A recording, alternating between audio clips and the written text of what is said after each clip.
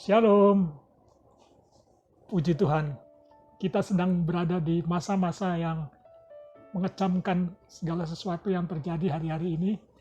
Dan saya percaya bahwa kita sebagai anak Tuhan, kita sebagai orang percaya, Tuhan ingatkan kita untuk tetap berjaga-jaga. Bukan berarti kita lengah, tapi itu sebabnya Tuhan mau kita berjaga-jaga. Firman Tuhan hari ini saya sampaikan di dalam Matius 25 ayat 13. Karena itu berjaga-jagalah sebab kamu tidak tahu akan hari maupun akan saatnya. Nah, firman Tuhan mengingatkan kita ini bahwa kita jemaat sebagai orang-orang yang sudah diselamatkan dan kita percaya. Tuhan ingatkan karena itu berjaga-jagalah sebab kamu tidak tahu akan hari maupun akan saatnya. Nah, berjaga-jaga saat ini bukan hanya atas virus corona yang sedang merambak, yang sedang viral, atau krisis keuangan, keluarga yang sebenarnya sampai kapan hal ini akan terjadi di dalam dunia ini. Nah, oleh karena itu, saya ingatkan di sini bahwa singkirkan rasa takut kita. Ya, kita jangan fokus pada wabah virus corona saja, tapi kita fokus pada kuasa Tuhan yang selama ini kita percaya dengan cara kita menguatkan manusia roh kita, sehingga kita bisa bangkit, dan ketika kita bisa semangat dan bangkit, maka roh keberanian yang ada pada kita, yaitu untuk menyelesaikan seluruh kehendak Tuhan yang Tuhan mau untuk kita lakukan. Percayalah, semua yang terjadi selalu dijamin oleh Tuhan. Ya, karena Dia tahu, karena Tuhan tahu jelas. Karena Tuhan tahu jelas bahwa rancangan yang ada padanya mengenai kita, percaya bahwa Tuhan tidak merancangkan kecelakaan. Itu ada dalam Yeremia 29 ayat 11.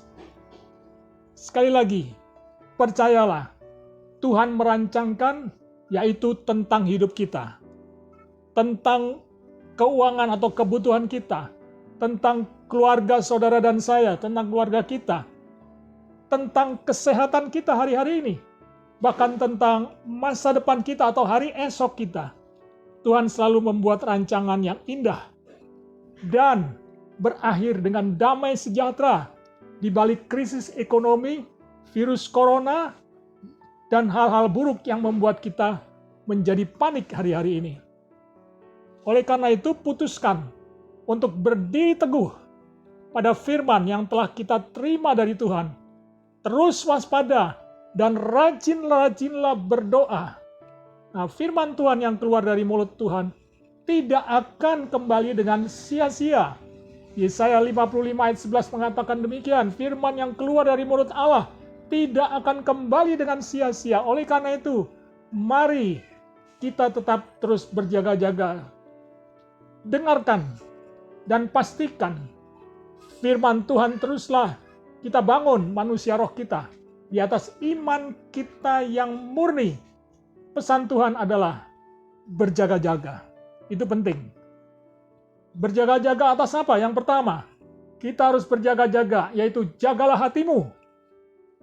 Karena saya percaya ketika kita menjaga hati kita, kita memiliki hati yang bersih, maka firman Tuhan katakan akan terpancar kehidupan. Itu sebabnya jangan kecut hati atau tawar hati. Hati kita tetap hati yang gembira, karena hati yang gembira adalah obat yang manjur, firman Tuhan katakan. Itu yang pertama, jagalah hatimu. Jangan sampai terkontaminasi dengan intimidasi iblis. Karena saya tahu bahwa hari-hari ini iblis sedang mencurahkan roh ketakutan, mengintimidasi manusia di muka bumi ini, khususnya kita keluarga. Terima kasih, kan saya percaya Tuhan akan memelihara hati kita semua, dan yang penting kita harus menjaga hati. Yang kedua, jagalah imanmu. Ya, yang kedua adalah jagalah imanmu. Selain hati, Tuhan mau iman kita terus terjaga, karena ketika hari Tuhan datang, adakah iman di bumi? Firman Tuhan katakan, adakah kutemukan iman di bumi? Yesus katakan demikian. Itu sebabnya jangan biarkan imanmu lemah. Dan jangan biarkan imanmu itu tenggelam. Sebab dengan iman kita dapat mengalahkan dunia. Ya, dengan iman kita dapat mengalahkan persoalan-persoalan kita yang kita hadapi.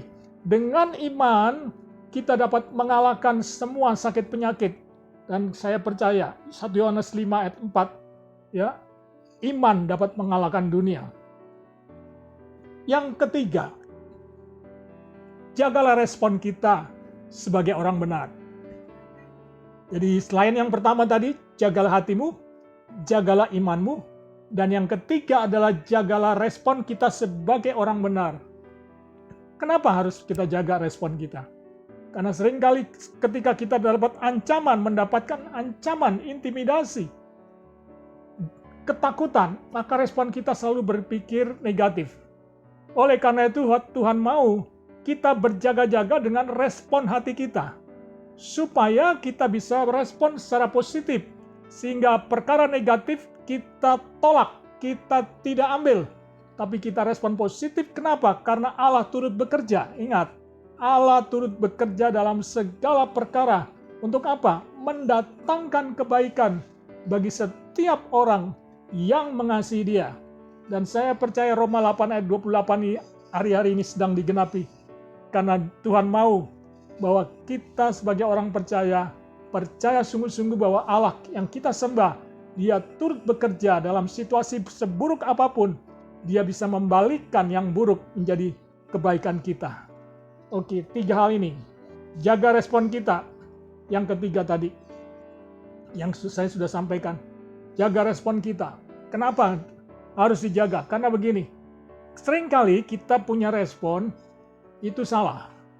Ketika masalah itu, ancaman itu menghampiri kita. Sehingga saya katakan, jangan memperparah masalah dengan membawa emosi yang negatif. Jangan membawa masalah dengan perkara yang emosi yang negatif maksud saya, negatif dari hati kita. Kita harus positive thinking. Kenapa? Karena di belakang kita ada Allah yang sedang berperang untuk melawan setiap virus, bakteri, apapun yang sedang mengancam kehidupan manusia. Nah, oleh karena itu, kita harus jaga respon kita. Supaya iblis tidak menggunakan respon kita menjadi respon yang negatif, tetapi menjadi respon yang positif. Ya, nah menjaga respon kita itu yang dengan benar, kita tidak bisa hidup berpura-pura. Ya, dengan mengesampingkan masalah seakan-akan hal itu tidak ada. Ya, kita menghadapi kenyataan masalah itu ada. Oleh karena itu, positive thinking harus kita gunakan. Kita jaga supaya negative thinking atau pikiran yang negatif tidak menguasai hati dan iman kita.